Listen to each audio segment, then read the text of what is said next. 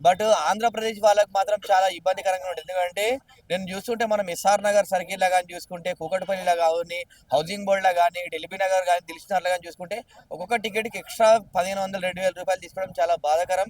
ఎందుకంటే ఇలా పండగ పూటకు ఇలా గ్రామాలకు ప్రతి ఊర్లకు గాని, గ్రామాలకు అందరూ హైదరాబాద్ నుంచి వస్తారు కాబట్టి తక్కువ రేట్లు ఉంటే గిట్ట వాళ్ళకు పండగ మీద కూడా ఎలాంటి భారం పడే అవకాశం తక్కువ ఉంటుంది. కాబట్టి సాధారణ వ్యక్తులకు ఇబ్బంది లేకుండా తక్కువ రేట్ల మీరు ఎంత తక్కువ రేట్‌లో పెడితే అంత మంచిగా ఉంటుంది. ఎందుకంటే పండగ వచ్చింది కానీ వాళ్ళ అవసరం కదా అని ఇష్టానుసారంగా రేటు గిట్ట పెంచితే ప్రజలకు అనేకమైనటువంటి ఇబ్బందులు పడతాయి. అదేవిధంగా రాష్ట్ర ప్రభుత్వం మీద కూడా వ్యతిరేకత వచ్చే అవకాశం ఉంది. సాధారణ రేట్లు తీసుకొని ఇప్పుడు మామూలు టైంలో అయితే ఏ విధంగా ఉన్నాయో రేట్లు ఆ విధంగా తీసుకొని ట్రావెల్స్ వాళ్ళకు కూడా మీరు ట్రావెల్ యాజమాన్యాలకు కూడా మీరు అందరు కూడా చెప్పాలా. గవర్నమెంట్ నిర్ణయించే రేటుకే పోవాలి తప్ప మీరు ఇష్టానుసారంగా రేట్లు పెంచడం కరెక్ట్ కాదని చెప్పేసి కూడా ట్రావెల్స్ యాజమాన్యాలను కూడా గవర్నమెంట్ వారిపైన చర్యలు తీసుకుంటే బాగుంటుంది. ఎందుకంటే ఇలా మనం ఒక చిన్న ఎగ్జాంపుల్ ఆలోచిస్తామండి. ఒక పండగ చేసుకోవాలంటే ఒక 2, 3 వేల రూపాయలలో పండగ అయిపోతుంది. ఇంత మటన్ తెచ్చుకోవడం, చికెన్ తెచ్చుకోవడము, ఇంత మందు తాగడము 2,000 రూపాయలలో కథం మంచిగా అయిపోతుంది తిండి. నువ్వు అదే విషయాన్ని అదే 2,000 రూపాయలు నీకు బస్కే పెట్టినాక ఇంకా సాధారణ వ్యక్తులు ఏ విధంగా పండగ చేసుకోవాలండి? ఇలా పండగ చేసుకోవడానికి కోసం ఇలా పోతే ₹1,000 ఖర్చు విధంగా వస్తుంది. ఏదైనా గవర్నమెంట్ కూడా పేదవారిని దృష్టిలో పెట్టుకొని పోవాలి. ఎందుకంటే మనం చూసుకుంటే ఏపీ నుంచి అనేకమైనటువంటి ఇలా భవన నిర్మాణ కార్మికులు కానీ, చిన్న చిన్న డ్యూటీలు చేసుకునే వాళ్ళు కానీ, 10,000 హౌస్ కీపింగ్ చేసుకునే వాళ్ళు కానీ, 15, 20 వేల రూపాయలు డ్యూటీ చేసుకునే వాళ్ళు చాలా మంది ఎక్కువ ఉంటారు కాబట్టి వాళ్ళకు బర్డెన్ పడే అవకాశం ఉంది. కాబట్టి సాధారణ రేట్లు తీసుకుంటే గట బాగుంటుంది.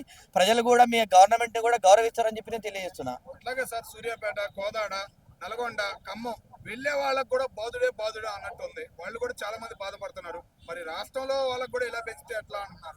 ఏదేమైనప్పటికీ కూడా సాధారణ వ్యక్తులు దృష్టి ఉంచుకొని తక్కువ రేటు పెంచాలి. గవర్నమెంట్ ఇట్లా నిర్ణయం తీసుకోవడము తప్పు. ఎందుకంటే మనం చూసుకుంటే మీరు బస్సులు పెంచండి. ఎక్కువ బస్సులు పెంచితే ఎలాంటి ఇబ్బంది ఉండదు. సాధారణ రేట్లు పెంచాలి కానీ ఇప్పటికే బస్సు భారం ఇలా అనేకమైనటువంటి ఇలా చూసుకుంటే మనం ఫ్రీ బస్ పెట్టిన తర్వాత మగవాళ్ళకి టికెట్ ఎంత పెరిగిందండి? డబల్, ట్రిపుల్ రెట్టింపు పెరిగిపోయింది. వీళ్ళు తీసుకుంటే ఆ రేట్లు కాకుండా సాధారణంగా ఇప్పుడు ఈ రోజుల్లో ఇప్పుడు సాధారణ టైంలో ఏ విధంగా రేటు ఉంటే ఆ విధంగా తీసుకుంటే బాగుంటుంది. ప్రయాణికుల్ని ఇబ్బంది చేయొద్దు. ఇలా మీరు ఉత్తుత్త మాటలు మీ అవసరాల కోసము ఏదో షోప్ టాప్ కోసం చెప్తారు. మేము సాధారణ రేట్ తీసుకుంటాం, ఏం తీసుకోం చర్యలే అనుకుంటా దాన్ని పూర్తిగా ఇంప్లిమెంట్ చేస్తూ తక్కువ రేట్ తీసుకుంటే గిట్ట మిమ్మల్ని గవర్నమెంట్ కూడా ప్రజలు కూడా హర్షిస్తారని చెప్పి తెలియజేస్తున్నా. అట్లాగే విజయవాడ హైవే రోడ్డు కూడా ఫుల్ గా ఉంటుంది. ఫుల్ ట్రాఫిక్ జామ్ అయిపోతుంది. దాని మీద కూడా ఏమైనా చర్యలు తీసుకున్నారంటారా? ఇక ఎందుకంటే ఏపీలో చాలా మంది హైదరాబాద్ ప్రాంతంలో చూసుకుంటే గిట్ట 70% పీపుల్స్ అంతా కూడా ఆంధ్ర సైడ్ వాళ్ళు ఉంటారు కాబట్టి కొద్దిగా ట్రాఫిక్ జామ్ అవుతుంది. ఇబ్బంది అయినా కూడా ఎందుకంటే రోడ్ అనేది ఇప్పటికి కూడా ఆ రోడ్లో విజయవాడ రోడ్ తీసుకుంటే చాలా బాగుంది. రోడ్డు కూడా బాగా చేశారు. 6 లైన్స్ రోడ్డు చేసినప్పటికీ కూడా కొద్దిగా ట్రాఫిక్ అనేది ఉంటుంది. ఎందుకంటే ఒకటేసారి గుంపుగూడి పోయినప్పుడు ఇటు తెలంగాణ ప్రజలు అటు ఆంధ్రప్రదేశ్ ప్రజలు అందరూ కూడా పోయినప్పుడు కొద్దిగా ఇబ్బందికరంగా ఉంటుంది. ఏదేమైనప్పటికీ కూడా కొంచెం ట్రాఫిక్ను కూడా పోలీసు వాళ్ళు ఎప్పటికప్పుడు క్లియర్ చేస్తూ ప్రజలకు ఎలాంటి ఇబ్బంది కాకుండా, ప్రయాణికులకు ఎలాంటి ఇబ్బంది కాకుండా తొందర పోలీస్ యంత్రాంగం అంతా ఏ పోలీస్ స్టేషన్ పరిస్థితుందో అక్కడ కూడా తొందర క్లియర్ చేస్తుంటే గిట్ట ఎలాంటి ఇబ్బంది ఉండకుండా బాగుంటుందని చెప్పి తెలియజేస్తున్నా. ఫిట్నెస్ లేని బస్సులకు కూడా పర్మిషన్ ఇస్తున్నారు కదా! ఇప్పుడు అన్ని బసెస్‌కి ఇస్తున్నారు. యాక్సిడెంట్స్ అయితున్నాయి దానివల్ల. దాని మీద ఏం చెప్తారు? ఏదేమైనా గవర్నమెంట్ ఒకసారి సరే పండగ ఉందని చెప్పి ఇష్టానుసారంగా వదిలేయొద్దు. ఫిట్నెస్ ఉండాలి. గవర్నమెంట్ రూల్స్‌కు వ్యతిరేకంగా ఉండే బస్సులు తీసుకోవద్దు. సాధారణ టైంలో అయితే ఏ విధంగా బస్సుకు ఫిట్నెస్ ఉందా, అన్ని విధాలుగా డ్రైవర్లకు లైసెన్స్ ఉండాలి అన్ని కూడా క్లారిటీగా ఏ విధంగా చూస్తారో ఇప్పుడు కూడా అన్ని కూడా చెక్ చేయాలా. పోలీస్ యంత్రాంగం కూడా చెక్ చేసి ఎందుకంటే ఇలా బస్సులో పోతే సురక్షితంగా పోతామని చెప్పేసి అనుకుంటారు.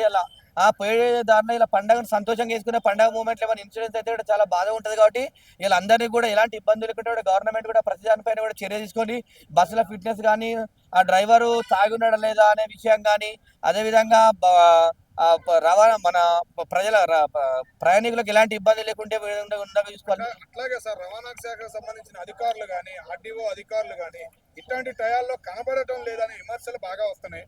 మీరేమంటారు దాని గురించి? అదే అండి. ఇప్పుడు బట్టి టైంలో ఇంట్లో కూర్చొని డ్యూటీ చేసినట్టు కాదు. ఇలా ఇంతమంది రోడ్ల మీదకి ప్రజలందరూ జనాలు వాహనాలు వస్తుంటాయి కాబట్టి అన్ని వేళలు ఎప్పటికప్పుడు తనిఖీ చేస్తూ ఎలాంటి ఇబ్బందులు లేకుండా కూడా ఇలా రవాణా వ్యవస్థకు సంబంధించినటువంటి ఏ అధికారి అయినా కూడా పోలీస్ యంత్రాంగం కానీ అందరూ కూడా ఎప్పటికప్పుడు పర్యవేక్షిస్తుంటూ ఎలాంటి ఇబ్బందులు కూడా టోల్ గేట్ల కాడ కూడా టోల్ ప్రజల కాడ కూడా చాలా గొడవలు అయ్యే సమస్యలు కనిపిస్తాయి మనకు టోల్ దగ్గర కూడా. ఎందుకంటే మనం ఇప్పుడు రాష్ట్రం మారుతున్న టోల్ ప్రజల కాడ కూడా టోల్ సిబ్బందిని కొట్టిన రోజులు కూడా ఉంటాయి. ఏదైనా కూడా అవన్నీ కూడా ఎలాంటి ఇబ్బందులు లేకుండా ఆ టోల్ ప్లాజా వాళ్ళకి కానీ, రోడ్డుకు కానీ, ప్రజలకు కానీ, వాహనాలకు కానీ ఎలాంటి ఇబ్బందులు లేకుండా చూసుకుంటే గట్రా బాగుంటుందని చెప్పి తెలియజేస్తున్నాను. మంచిగా